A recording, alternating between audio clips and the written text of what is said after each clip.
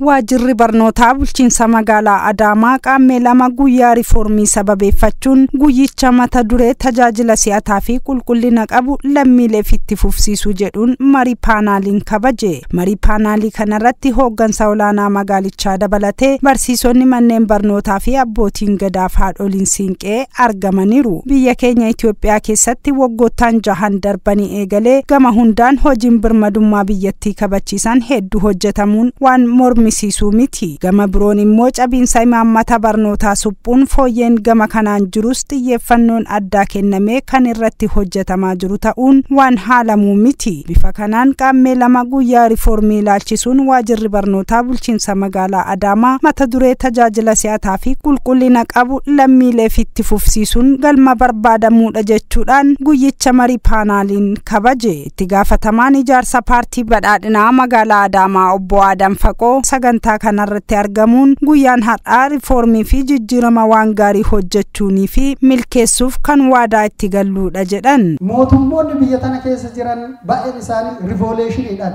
biyya tana gaggeessaa kan turan balleessanii ajjeesanii barbadeessanii lammii biyya tana keessa jirtu akka lammii lammataatti akka laalamu akka suukanaan godhanii biyya geggeessa haloodha waan ta'eef itti fufan. Guyyaa kana yoo kabajnu waggaa guutuu riiformicha tajaajila haqaatiin dabalaa uummata keenyaaf kenna tajaajila qulqulluu nurraa barbaadu kennuuf kan itti of qopheessine waan ta'eef hojicha kana galmaan gahuuf utubuu qabna jedhan. Kanarraa ka'ee guyyaan har'aa guyyaa riiformiiti.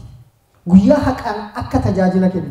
Guyyaa kana kabajnee addaan galuu bichaa miti yaa abbootii gadaa yaa haadholii siinqee yaa dargaggoota yaa dubartoota yaa hayyoota warri asitti ol geenne tun.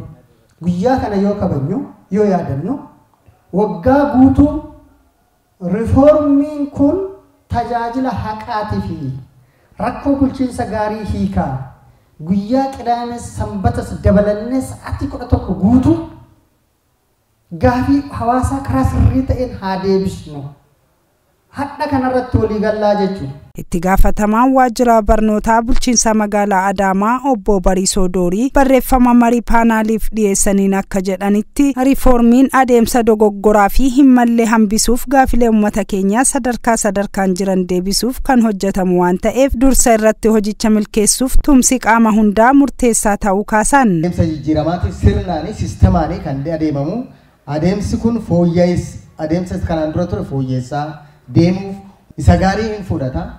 Isa boob hafuu qabu isa gadi immoo hin hambisaa araarama malee qabsaa'ee sirreessaa isa kanadha jechuudha. Itti dabaluun hojiiwwan gaarii ta'an itti fufsiisaa hojicha madaalaa deemuun bu'aa qabatamaan dhufutti riiformichi akka amanu ibsaniiru barreeffamichaan obbo Bariisoon. Jijjiiramni keenya kan amma riiformiidha dogoggoroota immoo mul'atan sirreessaa deemuudha. Kanaaf fedhii fi faayidaa dhalootaaf boruutiif hojjechuu jechuudha. Har'aaf boruutiif hojjechuudha jechuudha. Waajjira abbaa alangaa bulchiinsa magaalaa Adaamaatti abbaan adeemsa yakkoota dinagdee obbo Gazzaan Shumii riiformiin haqaan akka gaggeeffamuu fi murtiin haqaa akka kennamu hirmaannaan uummataa hundaa ol gahee qaba kan jedhan qulqullinni kenna tajaajila haqaa itti fufiinsaan akka jiraatuuf sirni itti gaafatamummaas kan mirkanaa'aa jiru ta'uu himan. Dhimmoonni nageenyaa dhimmoonni haqa daa'immanii dubartootaa wal qabatee akka magaalaatti rakkoowwan gurguddaa laalaa turre jirra waan ta'eef nageenyi hirmaannaa hawaasaa malee mirkanaa'uu hin danda'u. Namni akka raawwate seeratti dhiyaatee adabbii barsiisaa argachuu hin danda'u taanaan hin baratu taanaan nageenyi barbaadu dhufuu hin danda'u.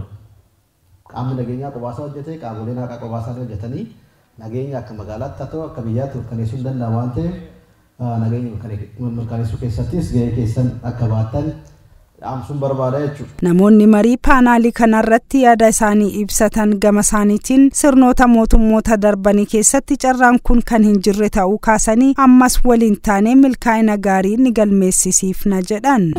Maal hubannoo akkamiitiin jijjiirama fiduu danda'e yoo jenne waanuma qabnurraan warra asiif achi jajallatu kana qabdiree akka inni deemu akka dhaabbatee hoduus duudha malee olii gadi goggoruun kun haa dhaabbatu hin hojjennaan hojjisiisana bareeda.